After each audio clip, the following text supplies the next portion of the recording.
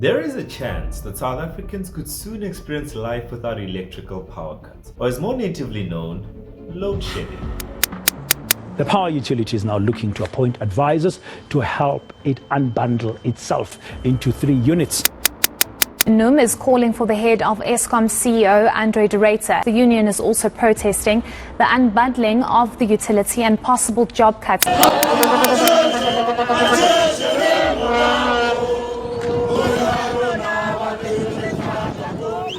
Comrades, let us remain resolute. Let us fight on. Let us fight against the destruction of state-owned companies. South Africans have been living with electrical power cuts for the past 14 years. For context, that's since before we hosted the 2010 FIFA World Cup. The reason given for these power cuts has been that there's just too much demand for electricity. But I feel like that's a bit of a cheap reason. I mean, sure, excessive demand for electricity is part of it, don't get me wrong, but it's not the whole picture. So, in this video, I want to show you how we got in this position where in the middle of winter, we go half the day without electricity. I want to show you the plethora of things that have gone wrong to get us here, and then look at the proposed solution for how we could potentially get out. I'm here in South Africa to stop load shedding. But first, let me lay the foundation. South Africa's electricity supply is under monopoly control, meaning it's supplied and controlled by practically one company. That company being Eskom. Eskom was founded on the 1st of March 1923. Keep that date in mind because there's a catch. Basically, the government at the time set up Eskom to build and maintain the country's electricity network. Before I go any further, I need to say this. It's important to note that Eskom's objective as a state-owned entity is to be a representative of the government in the electricity market, to be a cheaper alternative for the people of South Africa. It's not necessarily to make profit. If it does, that's a bonus. Secondly, from a democracy point of view, the mandate of Eskom comes from the people, from you and I. This is done through government regulation and policies. All of this while providing stable, reliable electricity. But we both know that's not what's happening here. So let's rip the band-aid off and see what's wrong. Let's see where the danger is. You know where the danger is. You know where the danger is. Remember that date I said you should keep in mind? Well, here's the catch that came with it. Before 1994, only about 50% of the population had access to electricity. We all know why that was. And so, after Nelson Mandela was democratically elected as president and the ANC came into government, a lot more people had to be connected to the electricity grid, and rightfully so. Today, about 85% of South Africa's households has access to electricity. Unfortunately, the electrical infrastructure was not upgraded as fast. And so today, you have a lot more pressure being put on this old infrastructure. The second catch is, power stations have expiry dates, guys, with one having an average lifetime of about 60 years. 60 years after 1923 lands you in 1983. That's 40 years ago. If you're like, why didn't they just build new ones? Well, they did, but they were faulty. In fact, some still haven't been completed to this day. To make matters worse, Eskom's power stations are overwhelmingly coal-powered. And the grade of coal, the quality of coal in South Africa happens to be the worst in the world. On top of that, some of the equipment that was commissioned for Eskom was designed abroad, and the engineers and consultants in those countries worked using a grade of coal, the quality of coal that was different from ours. The grade of coal matters because if you use the wrong type of coal in a power station's boiler, it could literally explode. But wait, there's more. Still on the topic of coal, at times Eskom had cases of inadequate storage of coal. Mind you, coal is a moisture addict, meaning it gets wet very easily. Couple that with heavy rains and the result is, well, wet coal. Wet coal means no electricity because you can't burn it. So Eskom was like, if we can't continue producing electricity by burning coal, let's just use diesel to run the generators instead. Problem solved, right? Wrong. It wasn't. In fact, it made things worse because here's Eskom now using an emergency measure of electricity generation as a primary source, which is nonsensical. Generators require regular maintenance, which can't happen if they're continuously running on diesel to produce electricity. I mean, look at this number on how much diesel Eskom has used over the past few years. Let me not even get started on the cost of diesel. That being said, the effects of what I just told you wouldn't be as bad if Eskom had been performing the regular maintenance required to keep all their power stations running smoothly. They haven't, and now we are paying the price. Some of the recent reasons given for this irregular maintenance include protests by Eskom employees. But honestly, some of the stories that you'll hear will make you feel like we're living in a simulation. We live in a drama. It's a series. Every day you will be shocked by something new. I say this because not so long ago, French consultants were flown into South Africa to help Eskom with this maintenance and to help it get one of its power stations back up and running. But when those French consultants came here, Eskom had not done the necessary preparation, so they had to go back, but not without fining Eskom 1 billion rands for time wasted. It's not looking good, bruv. It's not looking good. Another issue plaguing Eskom is that of sabotage, and it comes in different forms, from people stealing cables to wasteful expenditure.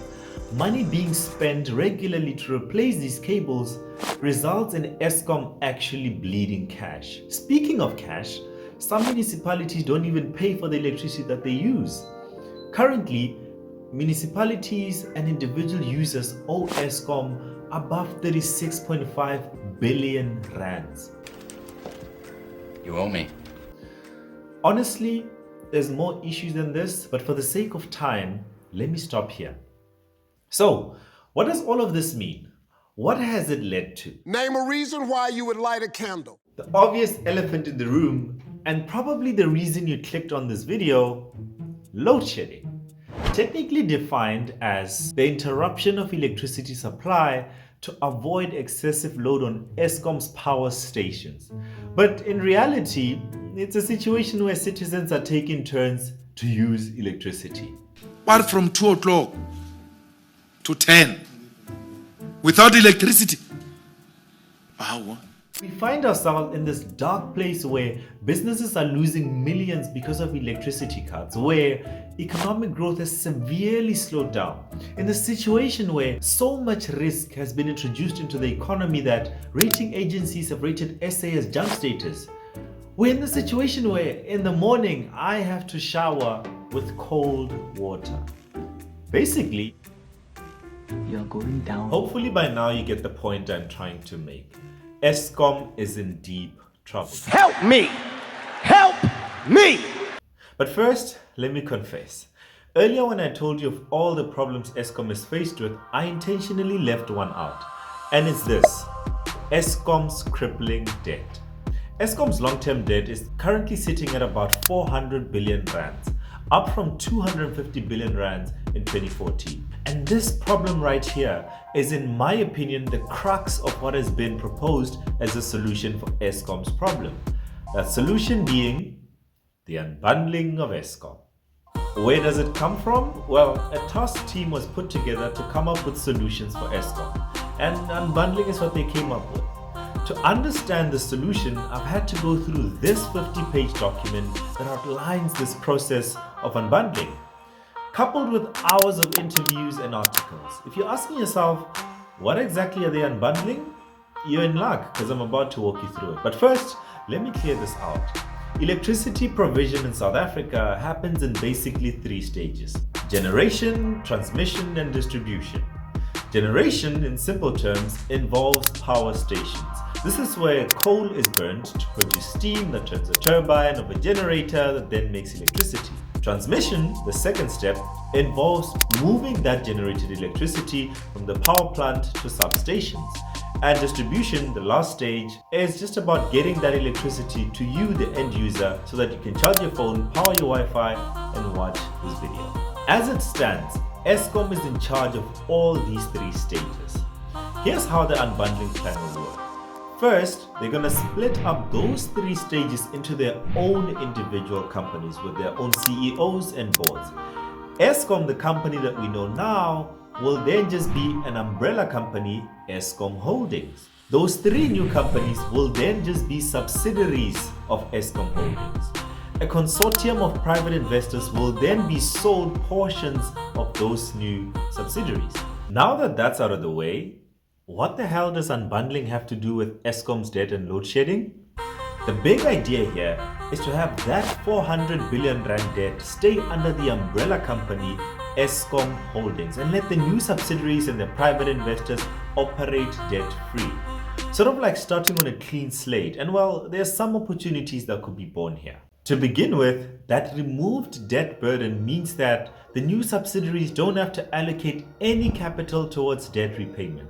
And that's huge. Secondly, because private investors want to make a profit, they will want to run their companies efficiently. Therefore, they'll perform regular maintenance, cut down on wasteful expenditure, hold customers and municipalities accountable, hire competent staff, and renegotiate inflated contracts. All of this so that they can make and sell electricity efficiently, consistently, and reliably. Basically, the end of load shedding. I feel happy, I feel grateful, and I feel fulfilled. I'm happy because I never expected it, but God gave it to me. I'm grateful to Him. But, like most of you, I have some concerns. First of all, the same profit-seeking mentality that could bring about efficiency could in turn result in unpalatable price hikes. It could also see Eskom abandon its social obligations where communities that cannot afford to pay for electricity lose connection. I mean, in the same document where they outline this process of unbundling, they complain that Eskom is not raising prices fast enough. Yeah, the infamous greed of capitalism. I am also concerned that the new private investors might not have the consciousness that they are serving a country that has a history of inequality, a country that is still struggling with inequality. Furthermore, usually with privatization comes job losses, something that a country with 35% unemployment rate cannot afford to go through. However, it is possible that the jobs that are lost in Eskom could be regained in the rest of the economy because of stable electricity. The other thing is, this unbundling process unfortunately does not address Eskom Holdings' debt burden. That 400 billion rand debt will still be there wanting to be paid. Another concern that I have, and I haven't really heard this one spoken about as much, is that of Eskom bonds. Eskom issues bonds to public investors and institutions, and so when you unbundle it, you threaten the security of these bonds because the assets that were used to back the bonds are now split up, and in essence, you threaten one of Eskom's income streams. On top of that, it matters who these new private investors are and what their perspective on the future of energy creation is. Because if it's investors from the East, they favor nuclear energy, whereas Western investors prefer renewable energy. This simple distinction could dictate the types of projects South Africa embarks on, the types of skills that South Africans will need to have in order to be employed. So it matters who we get in bed with. And that brings me to my final point. In my research for this video, I realized that there's essentially two sides to this issue. Those in favor of privatization, unbundling, and those against it. Both sides want the same thing though. Stable electricity supply with regular maintenance, less corruption, and so on. The key difference is how to handle Eskom's debt. The privatization side wants it thrown under the umbrella of Eskom Holdings and forgotten forever. Whereas the other side is in favor of government bailouts, where the government just pays for this debt and we live happily ever after, kumbaya. What do you think should be done? And does it even matter which solution is deployed or just as long as we get electricity?